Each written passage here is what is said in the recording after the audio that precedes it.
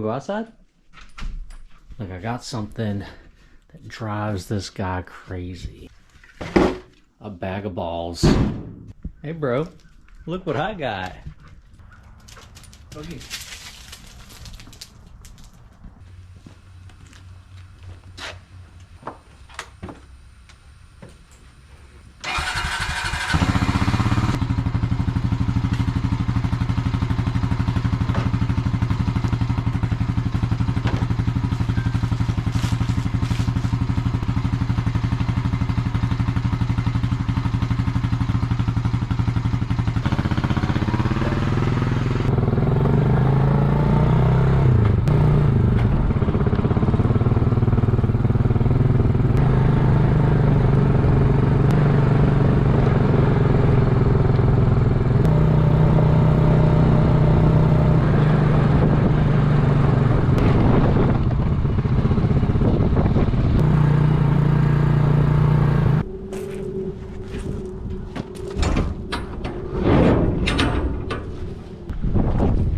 We got a couple of spares in here. These are all units that stopped working for one reason or another. It's either this one, maybe it's this one. Both of these, the pull cords broke off of, so I got a new pull cord around here somewhere. Or I could possibly take the one off of this engine. Yeah, let's just grab this one and bring it out, and we'll take a look at it.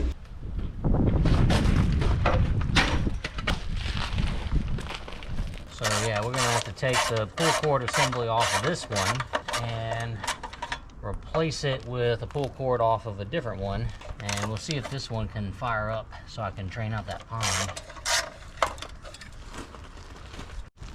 Alright, so here's our other pull cord assembly off the other unit. So now on this one, this piece right here in the middle is missing the little tabs that actually engage the engine. So when you pull it, it'll spin, but it's not going to spin the engine. And I'll show you what it looks like on this one over here. Look, you can see that right there. Watch these little tabs poke out. See that? See those guys? So when you pull it, those pop out and engage the engine to turn it over. Then when you get done, they retract back in. So boom, and then it turns, right? This one, they're gone. They're not there. Those little guys engage in these holes and then turn the entire engine over, like such. So what we're gonna have to do is take the cord off of this one and put it on this one.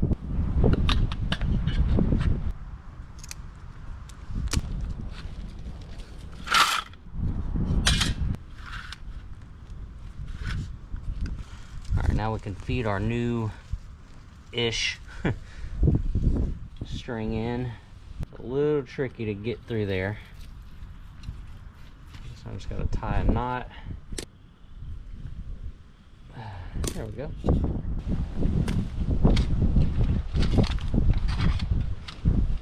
See if you can see the splines in there.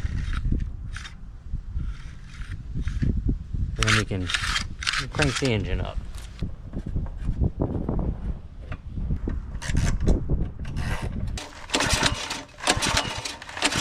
See what our spark plug looks like.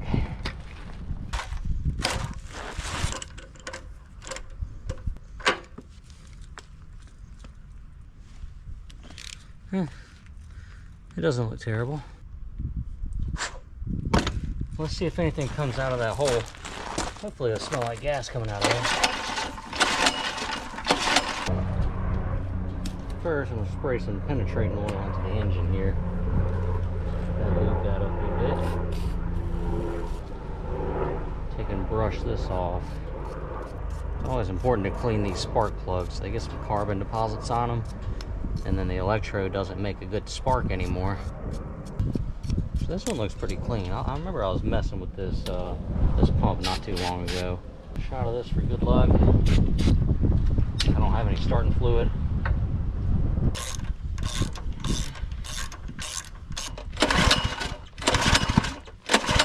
Okay, maybe this is the one that I was not having running before. Let's try the next one. Really not trying to waste too much time working on these because I got a new one on the way. So the same thing here. We'll drain the gas. Make sure the carburetor bowl isn't full of gunk. So it needs the same deal with the pull cord.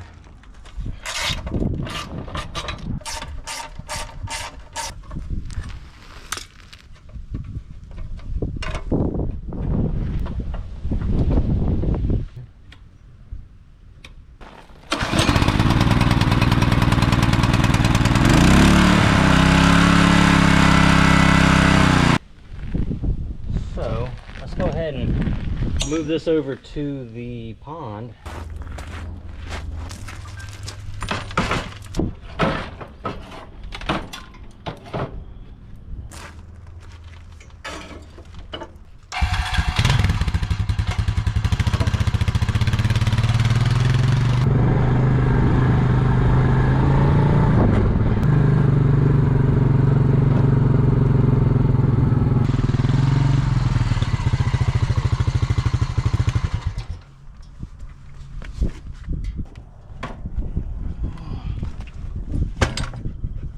Oops. Okay.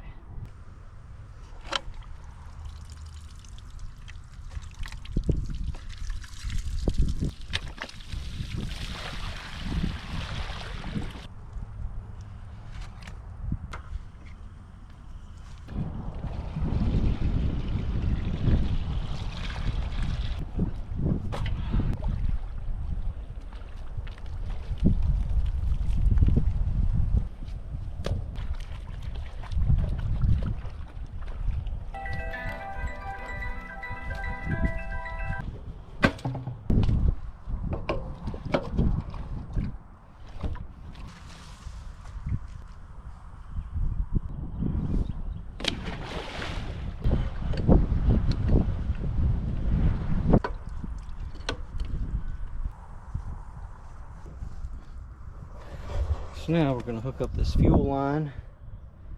It goes from this 55-gallon barrel. I have it adapted down right here. Goes through a fuel filter. And we're just going to plug it in to the vent.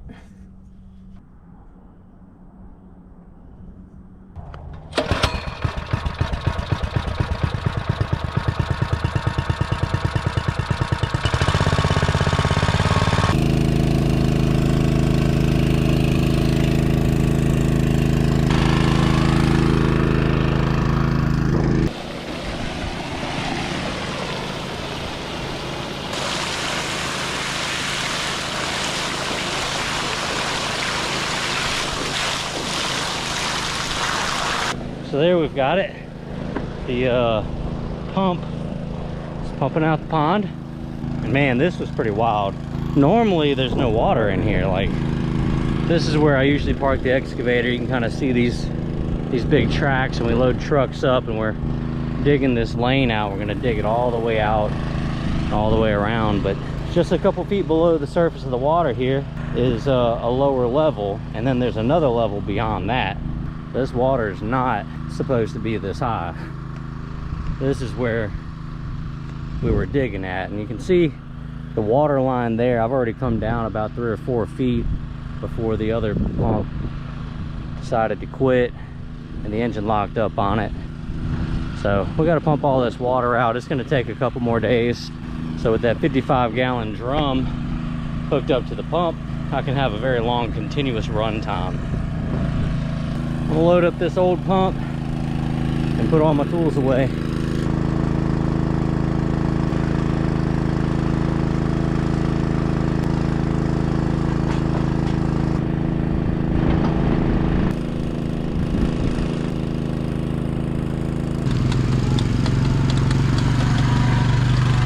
What's wild is right here, you can see this little groove that's been cut in to the earth from the water running over it. This is where the levee collapsed up here. Or it didn't really collapse, it just wasn't up high enough, and the water was coming over the top of it. this whole field was flooded, and this area here was underwater, and it was just flowing right down into the pond and filling it up. So while it was muddy and raining, I took the skid steer and got some dirt from over here and built this spot up right here, so that choked off all the water from flowing in. But all that water that's over there, there's still a few spots that have a underground flow. Look at this. I got deer prints and a bunch of them walking around. Look right here, like a little underground flow coming from underneath this levee. That's pretty wild. Look, here's another one that's still wet. It hasn't rained in days, so you know that this stuff is still flowing. It's somehow coming underground and like tunneling up into here. But see that? That right there? You can see it flowing. Well, where's it come from? You know? Just gotta keep pumping this out. Maybe I need to track that heavy equipment over these levees once it's all dried out and try to pack it in a little tighter. There's obviously some porous soil underneath.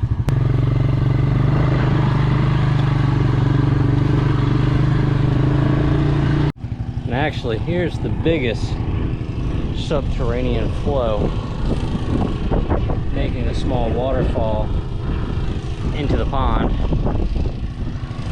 Well, you can see the constant water flow. See it trickling right there. Look at this. It's like a river. Looks like a river through the Sahara. You can see it's just coming right from under this mound of dirt. So somehow that water over there is coming underneath the levee and draining back into the pond. Luckily, these flows are very slow.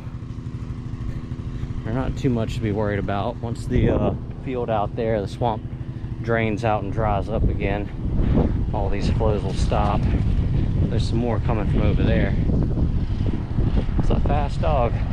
So the pump's running. We can see this kind of shallow area here that's slowly like emerging from the water. This was all underwater, by the way, just a couple of days ago before I started pumping it back out. So we'll take a shot of this right here, and you see all that's underwater over there.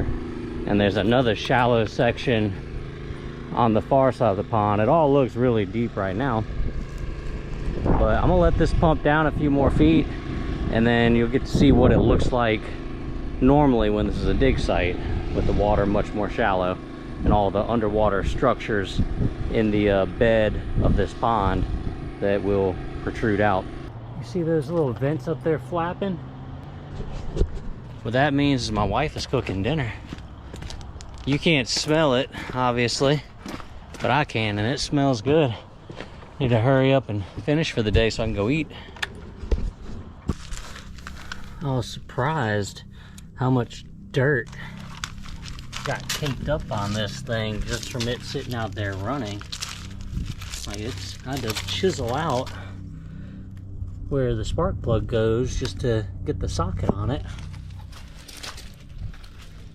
What else is weird is I went out there the previous evening and this engine was locked up, but now it seems to turn over just fine. So I'm gonna clean this up and change the oil and see if I can get this one running to have as a spare.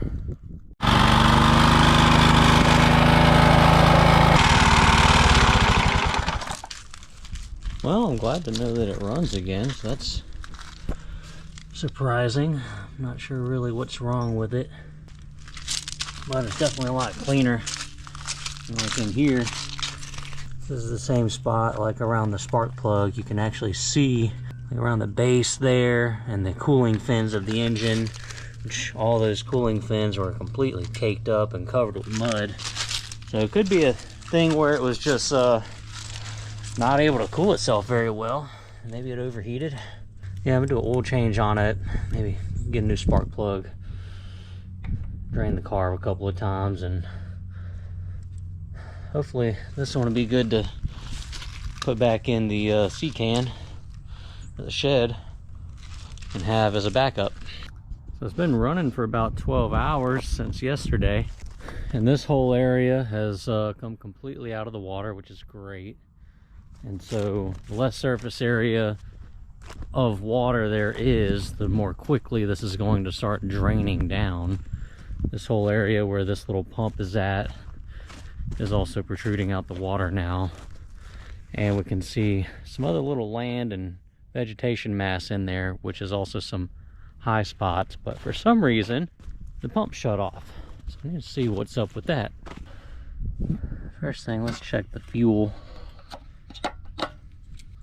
Yeah, the engine's still warm, so it must have just shut off. There's some gas in there. I can hear it trickling through our auxiliary tank into this tank. So what I'm wondering is, maybe this tank ran out of fuel and this siphoning was not keeping up. And so since it shut down, it's slowly filling back up. So I'm gonna fill that up with this gas can, and we'll see if this will fire back up. Let me check the oil while we're here.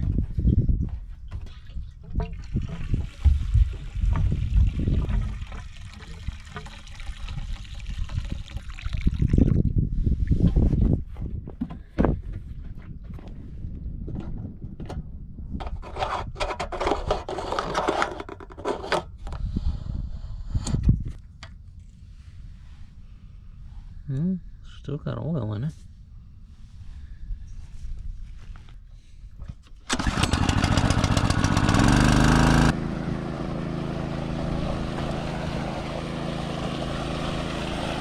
All right, we're back in progress here. Love it.